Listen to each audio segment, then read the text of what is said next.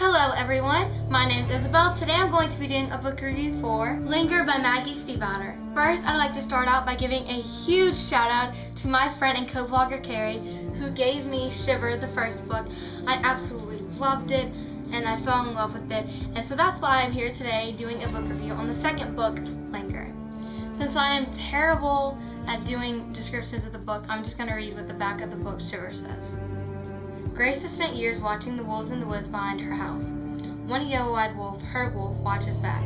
He feels deeply familiar to her, but she doesn't know why. Sam has lived two lives. As a wolf, he keeps the silent company of the girl he loves. And then for a short time each year, he is human, never daring to talk to Grace, until now. For Grace and Sam, love has always been kept at a distance, but once it's spoken, it cannot be denied. Sam must fight to stay human, and Grace must fight to keep him, even if it means taking on the scars of the past, the fragility of the present, and the impossibility of the future. So the second book, Linger, picks off right where Shiver left off, which was a cliffhanger, and it left you waiting to read more about the story and what was going to happen next, and about Sam and Grace and the werewolves, and the continuation of that story. In Linger, we're introduced to new characters like Cole and Isabel, who Isabel was in the first book, but you see more of her in this book than she was in the first book. I really loved Linger, and it was such a good book. I liked it. It was better than the first book.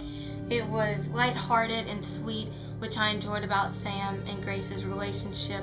There was humor in it that I really loved. The series doesn't actually have a ton of action. I'm waiting to see if in the third book there's more action that comes up, but it's more of a lighthearted, romantic, most self-discovery story. I enjoyed, and I'm so glad I picked up the first book, so glad I picked up the second one, and I cannot wait to read the third one forever. So if you have not read this series, if you have read this book, or if you have not read the first book, Shiver, I highly recommend that you go and pick up this book at Barnes & Noble or Books A Million or your Nook, Kindle, whatever. I don't care what you do. Just go out and get it, read it, love it, and then come watch this video and talk to me about it in the comments below. And I hate spoilers, and I would hate to spoil you, so if you have not read this book or the first book, I suggest that you leave right away, not to be rude. I love you all. I don't want to spoil this for you. So, bye! Okay, let's get down to it. So Linger, where do I even start with Linger? It was such an amazing book. It was very well written, just as the first one is. I loved it. I loved the characters that were introduced. I really liked Cole. He was just funny and arrogant, and he added a lighthearted but arrogance and wit to the story that was missing from the first book, just because that one is Sam and Grace. They're very kind of lighthearted and gentle and kind of people and have that kind of relationship. So not that it was boring, but he brought an element to the story that I really enjoyed. His relationship with Isabel, I was really excited to see where that goes, and I've enjoyed getting to read about them and learning more about Isabel, especially because, you know, she has my name, but, you know. Anyways, so I really liked Cole and Isabel's relationship. I thought it was really cute. It was very, it was kind of like Jason Clary's, like back and forth, and, you know, like the wit, the humor and stuff. And it seemed like Isabel, there was always something she could throw back at Cole. Like, it wasn't like he had anything to really outsmart her. And I thought that was funny. Even though their relationship hasn't gone in a complete like dating or in love relationship, and there's a lot of times in the book that Cole says he doesn't see going that way, I still like the friendship aspect of it, or the overall relationship between them. I really enjoyed that. Sam and Grace get so much better in this book, especially Grace, because I felt terrible about the way she had been treated by her parents in the first book. I thought that was it was really sad, and I hate if that happened to me. It kind of put a damper on the book, but I also liked the part of Grace it brought out of her being older and mature and all those other aspects. But I really liked her in this one because, guys, she leaves. Like, no, you know, I'm tired of staying home and cooking dinner for myself and waiting for you guys to come home and never even talking to me. I was like, girl, go ahead. And I was so happy for her to come out and, you know, finally take charge of her life and to leave and to go out and to be with Sam. And poor Sam having to deal with this whole new pack and the fact that Beck has gone, that he's not there anymore. I don't know what's happened to him. We don't know if he's dead, if he's alive. I'm pretty sure from the book that he's still alive. He's just a werewolf, and we probably know that he won't come back as a human. And I think that's sad because I really enjoyed Beck and Sam's relationship, and I like that Sam finally had somebody because his parents were terrible to him too. I mean, put him in a tub and cut his wrist because he wasn't their son anymore, because he was a monster. Like, no, you're the monster. I really enjoyed Sam stepping up, and even though it kind of took him to the end of the book to really step into his role and realize that this was what he needed to do, I still enjoyed when he finally stepped up and rose to the challenge, because I thought that was very mature of Sam, and it was a great thing for his character and his character development, along with Grace's character and Grace's character development. I mean, guys, mind blown. Grace is dealing with the problem of she's getting really sick, and we don't know what's wrong with her at all. Sam doesn't know, she doesn't know, and they can't really go to doctors or anything because there's nothing the doctors can do for werewolf problems. And that's what seems to be the big question. Is Grace going to become a werewolf? And ladies and gentlemen, she does. At the end of the book, she becomes a werewolf. And I was just sitting there like, yay, yes. I'm just so excited that she's a werewolf now. I think that's going to be really cool. It complicates things between her and Sam because for some idiotic reason they decided at the end of the first book, that they were going to inject Sam with meningitis so that he would get a high fever and he can no longer turn into a werewolf. Yeah. Real smart, guys. I am very excited that Sam is not a werewolf anymore. I'm glad that he isn't, because he has this time with Grace that they can be together, and I know he really doesn't enjoy the werewolf aspect, so I'm glad that he's happier now. But at the same time, it's like, what if in the third book Grace is like werewolf and he's human and they can't be together? That would suck. But I really enjoy Grace as a werewolf. I'm so excited that she's a werewolf now, and that we're gonna get to see this new side of her in the next book. What I really enjoyed about this was the development of Sam's music and his poetry and his songs for Grace. I really enjoyed those parts of the story. I thought they were sweet and a lighthearted part of the story. They were a big part of Sam, a big part of Grace, a big part of their relationship, and I really liked his songs and his poems. So when they went to the studio, which was like the cutest thing ever besides the hot chocolate in the first book, when they go and he's singing the song and it just sounds so great, I was so happy. I was kind of like dancing on air, and I was just like, I was happy. It was so cute. The thing about Grace, her parents, oh my god, they aggravated me so much in this book. I wanted to rip their throats out. I wanted to like rip the mom's head off. She was just, I know that's violent, but she was aggravating me so much, and so was the dad.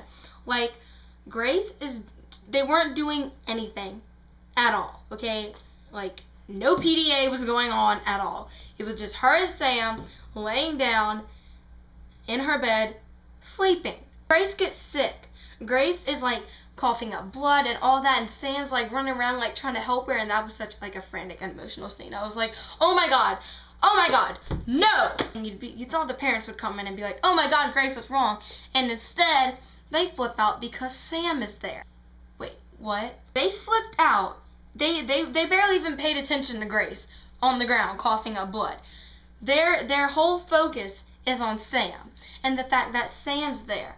Sam's sleeping in the bed. Sam's with you. How long has this been going on? And I'm like, hello, doesn't matter. Your daughter's on the ground coughing up blood. But no, it was more drastic that Sam was there. Grace's boyfriend was there.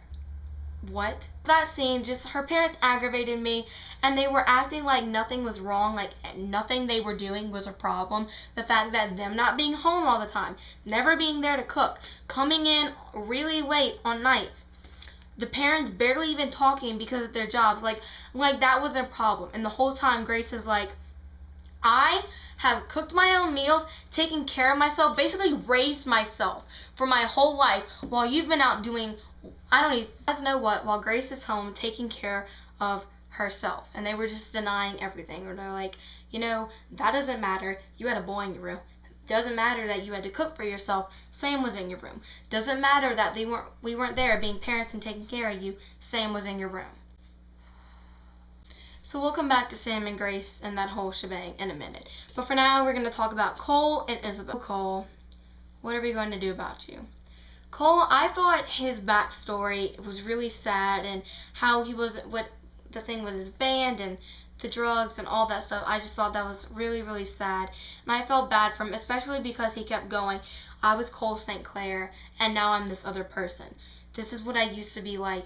This is me now. All because of the stuff that happened in his life, and I just thought that was really, really sad. I did enjoy getting to learn more about him and more about his background, and I did find his background in the story interesting, even though it was sad, and I really enjoyed his character. Like I said earlier, what I really liked about Cole was his humor and the side he brought to the story of being like arrogant, sarcastic, funny, witty. I liked all those things because the story was very like sad and well, not sad itself, but more, it's very relaxed and easy flowing, and it had a sort of has like a laid back mood. And I like that Cole brought this funny and dark and edgy sort of side to the story. And that's what I also liked about Isabel, because I found her character very much like that. And I really, really enjoyed her and Cole's banter and their humor and their wit that was back and forth all the time. And I liked their relationship. The funniest part was and this is a really funny part in the book, is they keep warning Cole about how the people are going to come up and notice him. And he's like, nobody's going to notice me. And you think it'd be like 16, 17-year-old girls running up to him that would notice him. But no, it's like 10, 11, 12-year-olds. They all run up to the table at the diner. You know what scene I'm talking about. And they're like, oh my God, you're Cole St. Clair. Will you sign this? Will you sign my shirt? What happened to you? And he's just like, I'm not him. And now the end of the book is upon us. And Grace is getting worse and worse. She's not getting any better. She's getting worse. The sickness is growing. We don't know what's wrong with her. She's coughing up blood. She smells like werewolf. Which I'm kind of like, guys, this is a sign. So let's just talk about the whole hospital scene. I don't even get Cole's logic. There's no study, it's not scientific, it's nowhere near any of that. It's basically a hunch. I'm going to try and explain Cole's logic just for a fresh review of it, but it's really hard to explain. So I'm gonna kind of read from the book. So basically, Cole was saying that the reason Grace is getting so sick is because she hasn't changed, because she's resisted change. She's resisted changing into a werewolf. And so he says, if the shifting is the disease, it's one thing. If you're shifting because of the disease, it's something else entirely. So here's my theory, and this is such crap science I don't have to tell you. It's science without microscopes, blood tests, or reality. Anyway, Grace was bitten. When she was bitten, wolf toxin, for lack of a better term, is introduced. Whatever is in the wolf spit is really bad for you. Let's say that shifting is the good guy, and something about this wolf spit initiates a defensive response in your body. Shifting, to purge the toxin. Every time you shift, the toxin puts at bay, and for some reason these shifts are timed with the weather, unless, of course, you stop yourself from shifting. I think she needs to shift. Basically, what Cole was saying is that, you know, she was bitten and it put this toxin in her that makes her become a werewolf, and Grace resisting it takes away from her. It's hurting her because she's not shifting into a wolf. But it works. Sam goes in and he gets everybody out. Cole, he bites Grace. Sam gets to say this little goodbye to Grace, and then she's like shivering and like spazzing out and having like a spaz attack, and she turns into a werewolf. Overall, the book was great. It was very interesting, so much better than the first book. The characters were even better. Grace and Sam got better. The new characters were just as great. I love the whole story. Very well written. Just amazing. I'm super, super excited, again, as I said before, for the third book forever. So tell me what you thought about Linger in the comments below. Subscribe, like, all that stuff, and thank you guys so much. I'll see you guys next time. Bye!